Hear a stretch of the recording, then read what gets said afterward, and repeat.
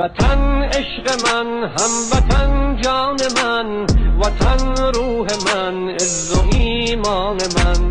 وطن عشق من، هموطن جان من، وطن روح من، عز و ایمان من. وطن در رهت جان وطن عشق من، هموطن جان من، وطن روح من، عز و ایمان من. وطن عشق من، هموطن جان من، وطن روح من، عز و ایمان من. وطن در رهت جان وطن عشق من، هموطن جان من، وطن روح من، عز و ایمان من. وطن عشق من، هموطن جان من، وطن روح من، عز و ایمان من. وطن در رهت وطن عشق من، هموطن جان من، وطن روح من، عز و ایمان من. وطن عشق من، هموطن جان من، وطن روح من، عز و ایمان من. وطن در رهت جان وطن عشق من، هموطن جان من، وطن روح من، عز و ایمان من. وطن عشق من، هموطن جان من، وطن روح من، عز و ایمان من.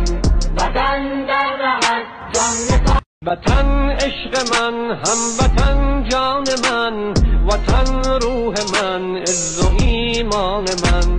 وطن عشق من education department के पर्सनल्स में additional directors में जो कि हायर एजुकेशन डिपार्टमेंट में डॉक्टर मोहम्मद इकबाल साहब जो एडिशनल डायरेक्टर इस्टेब्लिशमेंट में और बहुत ही हमारे भी डिपार्टमेंट में भी एडिशनल डायरेक्टर भी हम बड़े बड़े मशहूर थे कि उन्होंने इस मौके पर अपनी भूमिका निभाकर तो जो भी आज़ादी का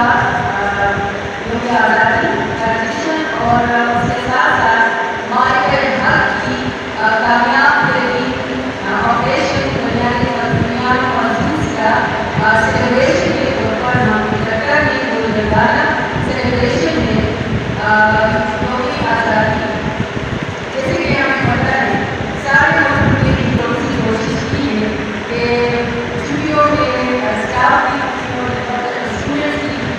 बावजूद भी हमें कोशिश की है कि हम सेलिब्रेशन में चाहूँगी कि जैसे हमें पता है कि हमारे असलाफ की कुर्बानियों उनकी मिसाल और पता सके कि जो हमने इतनी ज़्यादा कामयाबियाँ हासिल की है तो ये कैसे नहीं आई है बल्कि एक जज्बे एक जज्बात और सकाफत के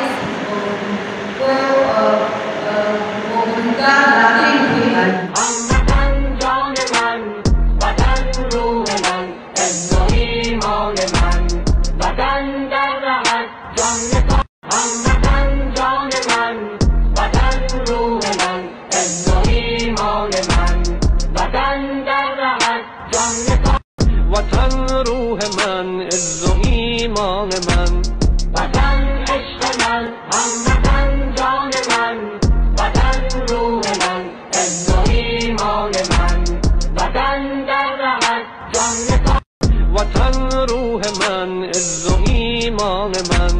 وطن عشق من، هموطن جان من، وطن روح من، عز و ایمان من. وطن در رهت جان وطن روح من، عز و ایمان من.